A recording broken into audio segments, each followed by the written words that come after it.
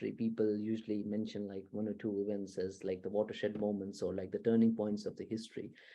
As a historian, what do you think about that? Like, so I will like mention here like two specific events like in history, like one like Charles Martel and the Battle of Tours in 730. Mhm. Christian historians, they call him the savior of Western civilization and Christianity. And there is another event like the Battle of Anjalut, which like so many people say Yeah. actually saved Islam when Mamluks fought against the Mongols. What do you think about this? Both of those events, I think watershed moments hardly ever come down to one battle. Mm, Uh, in terms of Ain Jalut, there was no way that the Mongols could have actually attacked Egypt.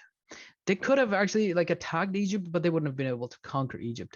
When Halagu Khan came to attack Baghdad, he had 300 he had 100,000 soldiers, and every soldier had like two or three horses with him, uh, which like he was to ride one and then eat the rest on his journey. This army of 300 or 400,000 people, wherever they went, they changed ecosystems there. They fed on so much grass and so much land that they just changed. Imagine such a huge caravan traveling.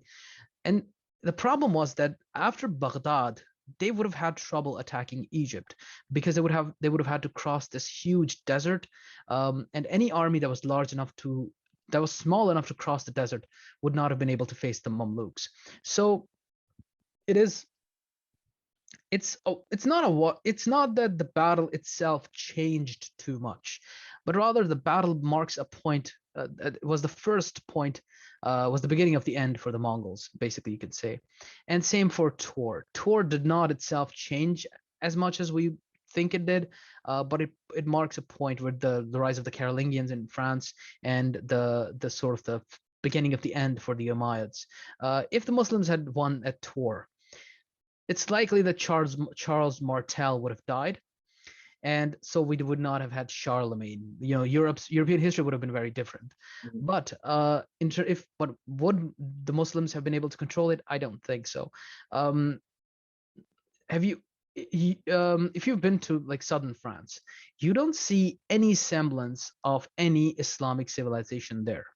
Narbonne was under Islamic control for something like 50 years. Aquitaine, most of Aquitaine was under Islamic control for like 50 years. But we don't see any semblance there because the Muslims would not have been able to hold on to that region. Muslims were not able to hold on to Italy. Muslims were not able to hold on to Switzerland.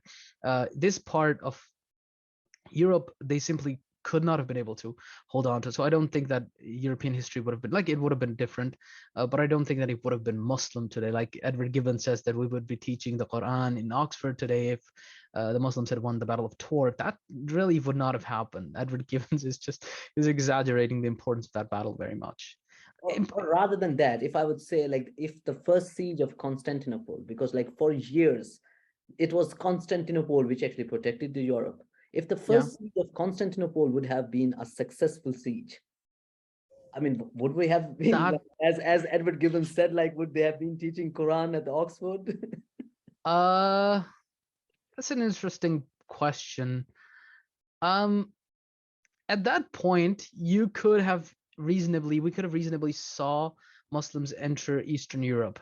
But to go as far as Germany or France, that seems very unlikely that the Muslims would have been able to hold on to that, hold on to actually that region, because the Christian rule and Muslim rule were fundamentally very different.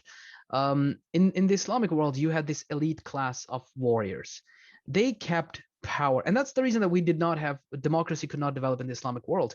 In the East, in the West, you saw power was more divided. You had a king who was relying on his vassals, dukes and counts and all that, and they were supplying them with men, and those men were from that very country. So everybody was connected to the land that they were defending, and the king was relying on these people physically for them to fight. And what that did was also develop a spirit of like being a warrior in these European peasants.